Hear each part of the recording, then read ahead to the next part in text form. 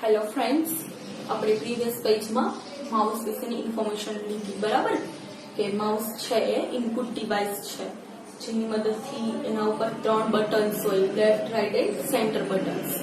અને આપણે સૌથી વધારે ઓપરેટિંગ સિસ્ટમ જે છે એની અંદર આપણે માઉસનો યુઝ કરવાનો થતો હોય. તો માઉસના ટોટલ 4 યુઝીસ છે, 4 ઉપયોગો છે.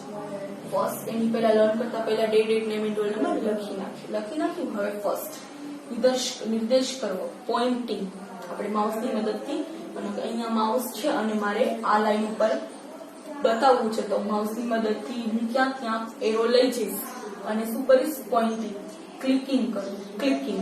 આપણે જે ક્લિક કરીએ છીએ એમ કહીએ કે કેમ આપણે આગળ જોયું કે મેનુ સ્ટાર્ટ બટન પર ક્લિક કરો, પછી એસેસરીઝ પર ક્લિક કરો એટલે બીજું એક સબ મેનુ ઓપન થશે.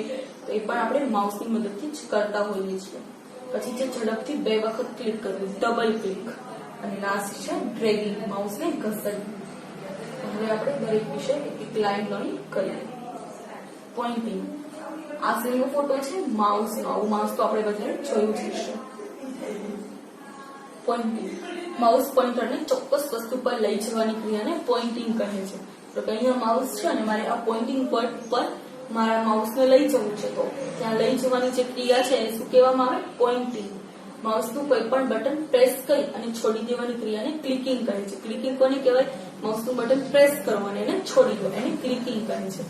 અહીં કોઈ વસ્તુની પસંદગી કરવા માટે માઉસના ડાબી બાજુના બટન પર ક્લિક કરવામાં આવે છે. કોઈ પણ વસ્તુ છે અને સિલેક્ટ કરવા, પસંદ કરવા માટે એટલે સિલેક્ટ કરવા માટે માઉસના ડાબી બાજુના બટન જે છે એની ઉપર ક્લિક કરવામાં આવે છે. Double click. કોઈ પણ વસ્તુ પર માઉસ પોઇન્ટર લઈ છે, એને માઉસ પોઇન્ટર લઈ જવાની ક્રિયાને શું કહેવાય? પોઇન્ટિંગ. માઉસના ડાબા બટનને ઝડપથી 2 વખત પ્રેસ કરવાની ક્રિયાને ડબલ ક્લિક કરે છે. અને ઉપયોગ શેના માટે થાય? તો કે કોઈ પણ આઇકનને ઓપન કરવા માટે. આપણે જે પ્રીવિયસ પેજમાં જે ડેસ્કટોપ જોયું એની ઉપર કોઈ પણ આઇકન છે એને ઓપન કરવું હોય તો શું કરવાનું? માઉસનું જે લેફ્ટ સાઈડનું બટન છે ને 2 ટાઈમ ફાસ્ટ પ્રેસ કરવાનું, ડબલ ક્લિક કરવાનું. એનાથી શું થાય? તો કે કોઈ પણ આઇકન જે છે એ ઓપન થઈ શકે છે. પછી છે ડ્રેગિંગ. માઉસ પોઇન્ટરને કોઈ પણ ઓબ્જેક્ટ પર લઈ જઈ માઉસનું ડાબી બાજુનું બટન પ્રેસ રાખીને માઉસને ઘસેડવાની ક્રિયાને ડ્રેગિંગ કહે છે. માઉસ પોઇન્ટરને કોઈ પણ ઓબ્જેક્ટ પર લઈ જવાનું, માઉસ પોઇન્ટિંગ કરી પછી જે લેફ્ટ સાઈડનું બટન છે એને પ્રેસ કરવાનું અને માઉસને ઘસેડવાનું.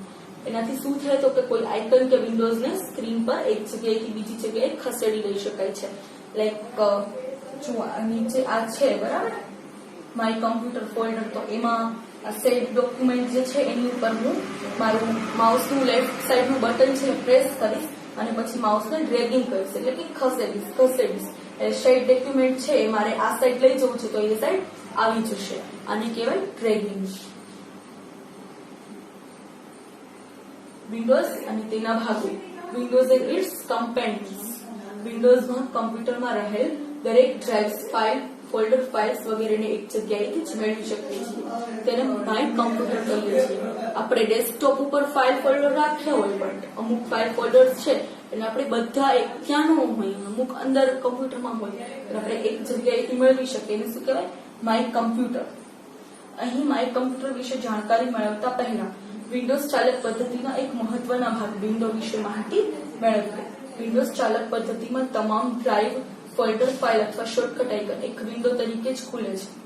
આ વિન્ડોઝના દરેક ભાગોના દેખાવ અને કાર્ય વિન્ડોઝ એક્સપીમાં એક સરખા હોય છે, જેના લીધે દરેક કાર્યનું સંચાલન કરવું સરળ બને છે. અહીં આપણે માય કમ્પ્યુટર વિન્ડોના ભાગનો અભ્યાસ કરીશું.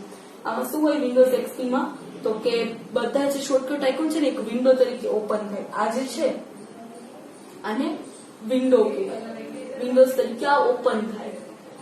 અને બધા અલગ અલગ જે વિન્ડો હોય ને બધાનું સરખું જ હોય. જેમ કે અહીંયા જે વિન્ડો છે એનું નેમ છે, આ ફર્સ્ટ છે એ મિનિમાઇઝ બટન છે, કે આને આપણે નાનું કરીને ડેસ્કટોપ ઉપર નીચે જે નોટિફિકેશન બાર અને સ્ટાર્ટ બટનની વચ્ચેની જગ્યામાં આપણે રાખી શકીએ.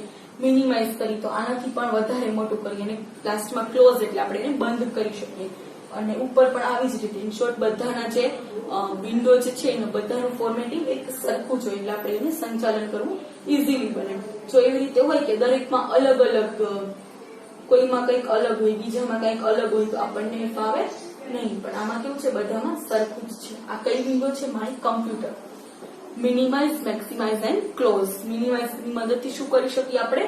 આને નીચે ડેસ્કટોપમાં સેવ કરી શકીએ છીએ. બંધ નહીં થાય, બટ ખાલી આ જે સ્ક્રીન છે એ જતી રહેશે. મેક્સિમાઇઝ એટલે આને આપણે આનાથી પણ વધારે મોટું, કમ્પ્યુટરની સ્ક્રીન જેટલું મોટું આપણે કરી શકીએ. અને લાસ્ટમાં ક્લોઝ એટલે કે ક્લોઝ કરવું. અહીંયા શું છે? File, edit, view, favourites, tools and helps. અલગ અલગ આઇકન્સ બહાર આપેલા છે.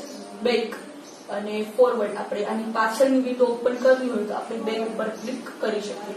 આમાંથી કંઈ સર્ચ કરવું છે, ઘણા બધા ડોક્યુમેન્ટ્સ છે, કંઈ સર્ચ કરવું હોય તો આપણે સર્ચ ઉપર ક્લિક કરી અને સર્ચ કરી શકીએ. આ સાઈડ સિસ્ટમ ટાસ્ક છે, અલગ અલગ અધર પ્લેસીસ છે, ડિટેલ્સ છે, શેનું ફોલ્ડર છે તો માય કમ્પ્યુટર સિસ્ટમ ફોલ્ડર. પછી first file stored on this computer, shared document and administrative documents માં અલગ અલગ ડોક્યુમેન્ટ છે સ્ટોર થયેલા છે. હાર્ડ ડિસ્ક ડ્રાઈવ, વિન્ડોઝ આમાં અલગ અલગ drive, C drive, D drive આપણે ઓપન કરી શકીએ અને આપણે જે નામ આપવું હોય આપણે આપી શકીએ છીએ. જેમ કે એફ ડ્રાઈવ છે એમાં આપણે ઇમેજીસ સેવ કરી છે તો આપણે એને ઇમેજીસ નેમ આપીએ. ડી ડ્રાઈવ છે એમાં આપણે આપણા સ્ટડીના વિડીયોઝ સેવ કરીએ તો એમાં એને આપણે એજ્યુકેશન કે સ્ટડી કે જેના પણ વિડીયોઝ છે એનું નેમ આપણે આપી શકીએ છીએ. Hard disk devices. પછી શું છે last? Device with removable storage. આ બધું છે આપણે આમાં સાથે કનેક્ટ ના કરવાનું, જ્યારે જરૂર પડે ત્યારે આપણે યુઝ કરીએ. બાકી રિમૂવેબલ છે. આપણે ફ્લોપી ડિસ્ક આગળ જોયું તો પછી ડીવીડી, સીડી, તો એની અંદર આપણે જ્યારે એન્ટર કરીએ ત્યારે આપણે જે પણ જોવું હોય, મૂવી જોવું હોય, ગેમ રમવી હોય, આપણે ડીવીડી, સીડી, સીડબલ્યુ, આઈડબલ્યુ ડ્રાઈવ, એચ ડ્રાઈવ એમાંથી આપણે આ રીતની પ્રોસેસ કરી શકીએ છીએ. શેમાં? માય કમ્પ્યુટરમાં. આ વિન્ડોઝ XP ની દરેક વિન્ડોની આખું ફોર્મેટ જે છે બધાનું સેમ છે, જેથી આપણને યુઝ કરવામાં એકદમ ઇઝી પડે છે. Okay, thank you.